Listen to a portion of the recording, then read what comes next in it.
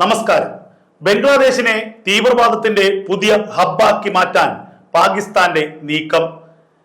പഹൽഗാം ഭീകരാക്രമണത്തിന് പിന്നാലെ ഇന്ത്യ അതിശക്തമായ സെക്യൂരിറ്റി സംവിധാനങ്ങൾ, പരിശോധനാ സംവിധാനങ്ങൾ ഏർപ്പാടാക്കിയതോടുകൂടി POK വഴിയുള്ള നുഴഞ്ഞുകയറ്റവും POK വഴി തീവ്രവാദികളെ ഇന്ത്യയിലേക്ക് എത്തിക്കുന്നതും പാകിസ്ഥാന് നടക്കാതെ പോയി. ഈ സാഹചര്യത്തിലാണ് ബംഗ്ലാദേശ് അതിർത്തി വഴി കൊടും ഭീകരന്മാരെ ഇന്ത്യയിലേക്ക് കടത്തിവിടാനുള്ള പുതിയ തന്ത്രങ്ങൾ പാകിസ്ഥാൻ മെനയുന്നത്. ഇതിന്റെ മുന്നോടിയായി ബംഗ്ലാദേശുമായുള്ള സഹകരണങ്ങൾ വർദ്ധിപ്പിക്കാനുള്ള നീക്കമാണ് പാകിസ്ഥാൻ ഇപ്പോൾ നടത്തുന്നത്. ഏറ്റവും സുപ്രധാനമായ മറ്റൊരു നീക്കം പാകിസ്ഥാന്റെ ഭാഗത്തുനിന്നുണ്ടാകുന്നു. ധാക്കയിലെ പാക് ഹൈക്കമ്മീഷൻ ഓഫീസിൽ പാകിസ്ഥാൻ ചാരസംഘടനയായ ISIയുടെ ഓഫീസ് തുറക്കുന്നു.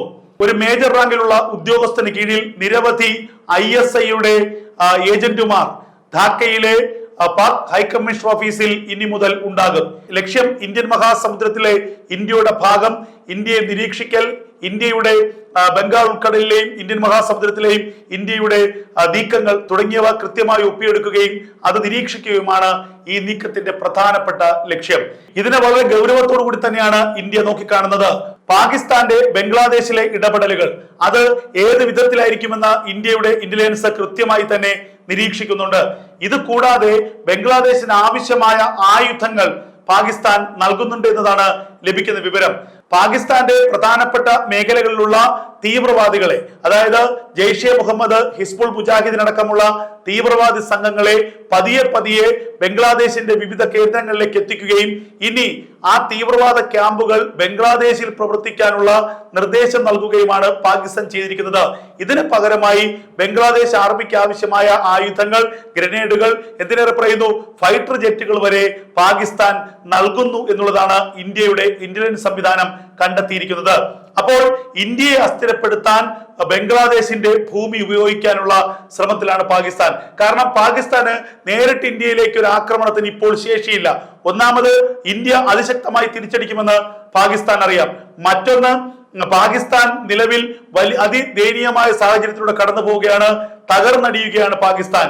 ഒരു ഭാഗത്ത് താലിബാൻ സേനയുടെ ആക്രമണം, മറുഭാഗത്ത് ബലൂച്ച് ലിബറേഷൻ ആർമിയുടെ ആക്രമണം, മറ്റൊരു ഭാഗത്ത് പാകിസ്ഥാനുള്ളിലെ ആഭ്യന്തര കലാപം, POKയിലെ കലാപം. ഇതെല്ലാം കൊണ്ട് പാകിസ്ഥാന് ഇന്ത്യയോട് നേരിട്ട് ഏറ്റുമുട്ടാനുള്ള ശക്തിയില്ല എന്നുള്ളതാണ് യാഥാർത്ഥ്യം. എന്നിട്ടും പാകിസ്ഥാന്റെ സൈനിക നേതൃത്വവും പാക് പ്രധാനമന്ത്രിയും ചേർന്ന് ഇന്ത്യയെ അസ്ഥിരപ്പെടുത്താൻ വീണ്ടും കുതന്ത്രങ്ങൾ മെനയുകയാണ്. ഇത്തവണ ബംഗ്ലാദേശിലെ യൂനിസ് ഭരണകൂടത്തെ ചേർത്ത് പിടിച്ചുകൊണ്ടാണ് ഇന്ത്യക്കെതിരെയുള്ള അവരുടെ തന്ത്രങ്ങൾ അവർ മെനയുന്നത്. മുഹമ്മദ് യൂനിസ് തികഞ്ഞ ഒരു ഇസ്ലാമികവാദിയാണ് എന്നതിൽ യാതൊരു തർക്കവുമില്ല. അത് മാത്രവുമല്ല, ഇന്ത്യയുടെ വിരോധിയും കൂടെയാണ്. യൂനിസ് അധികാരമേറ്റ ശേഷം ബംഗ്ലാദേശിൽ നടന്ന ഇന്ത്യ വിരുദ്ധ പ്രക്ഷോഭങ്ങൾ നമുക്കറിയാം. ബുദ്ധ സന്യാസിമാർക്കെതിരെ നടന്ന അനീതി നമുക്കറിയാം. അപ്പോൾ ആ യൂനിസിനെ കൂട്ടുപിടിച്ചുകൊണ്ട് ഇന്ത്യയിലേക്ക് തീവ്രവാദം കയറ്റിവിടാനുള്ള ശ്രമമാണ് പാകിസ്ഥാൻ നടത്തുന്നത്. ഇന്ത്യ അതീവ ഗൗരവത്തോടെ ഈ വിഷയത്തെ കാണുന്നു. ഇന്ത്യയുടെ മുഖ്യ സുരക്ഷാ ഉപദേഷ്ടാവ് അജിത് ഡോവലിന്റെ നേതൃത്വത്തിൽ ഇന്റലിജൻസ് വിഭാഗം ഇതിന്റെ വിശദാംശങ്ങൾ ചർച്ച നടത്തി. എന്തായാലും ഏറ്റവും നിർണായകമായ നീക്കം ബംഗ്ലാദേശിലേക്ക് ഇന്ത്യയുടെ ഭാഗത്തുനിന്ന് ഉണ്ടാകുന്ന കാര്യത്തിൽ യാതൊരു തർക്കവും വേണ്ട.